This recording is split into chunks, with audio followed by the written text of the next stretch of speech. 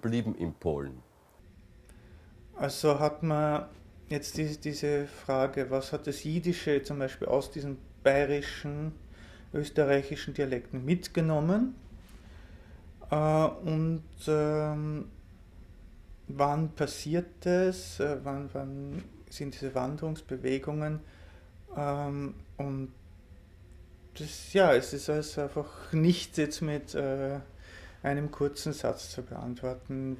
Und weiter, wo die Juden dann blieben, unterhielten sie sich in dieser aschkenasischen Sprache. Also Aschkena ist ja das Deutschland, die deutsche Sprache. Das war ihre Sprache, die die Aschkenasim mitgenommen haben und dort angereichert im Laufe der Zeit eben mit diesen slawischen Elementen. Ja. Verwandte Sprachen, wenn die Gruppen der Menschen, die sie sprechen, wenn sich die trennen und in weit entfernte Richtungen gehen, dann gibt es einzelne Wörter, die ganz verloren gehen oder die eine ganze Fülle von Bedeutungen haben und wo sich dann in einer der späteren Sprachen die eine Bedeutung erhält und in einer anderen die andere. Was man ein interessantes Relikt zum Beispiel aus dem Alpenraum im Jiddischen ist, dass es ein Wort gibt, Schweiger.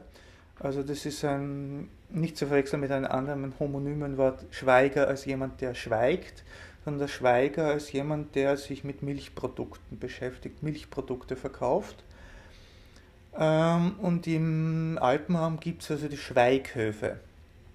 Und die Schweighöfe sind also Viehhöfe und milchproduzierende Betriebe im Hochmittelalter gewesen. Da hast du es wieder, die Verbindung. Also wo es einfach in diesen alten Dialektsprachen noch viele Ausdrücke gibt, die auf die gemeinsame Wurzel mit dem Jiddischen hinweisen.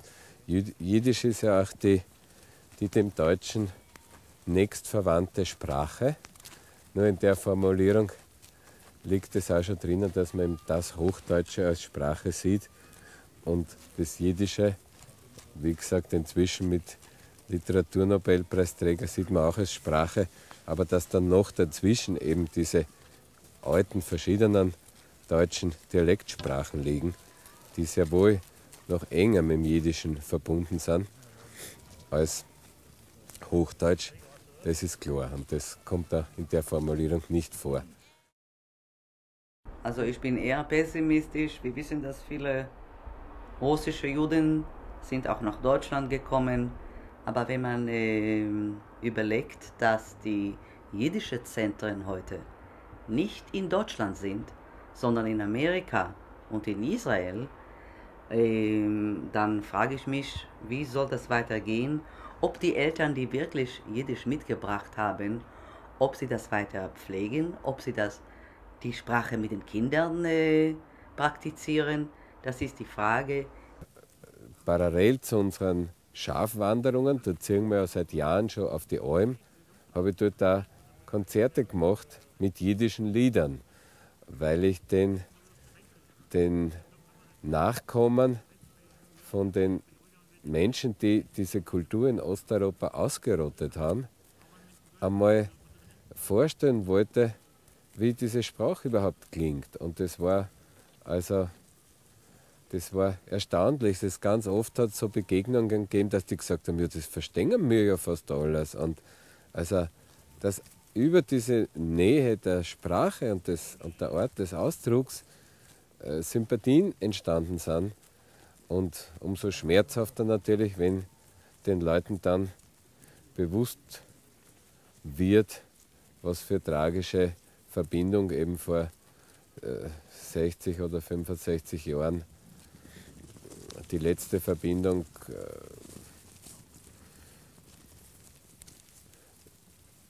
darstellt, nicht? Nämlich die Ausrottung, die weitgehende.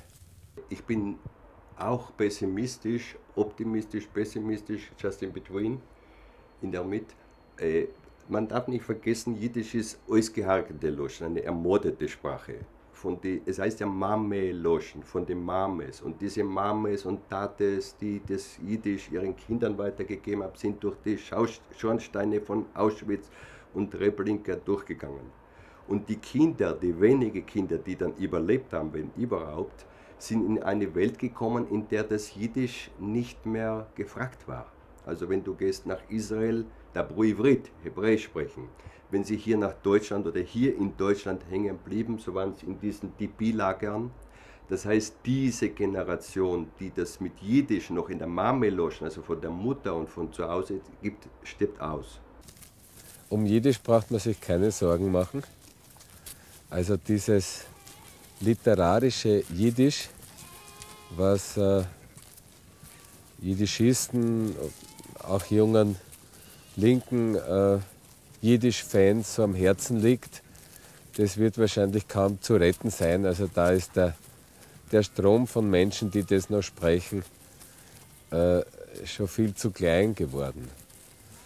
Wenn es auch trotzdem ja in vielen Dokumenten, Tondokumenten und Büchern festgehalten ist und sicher daher nicht ganz verloren, weil Jiddisch überlebt bei den Frommen.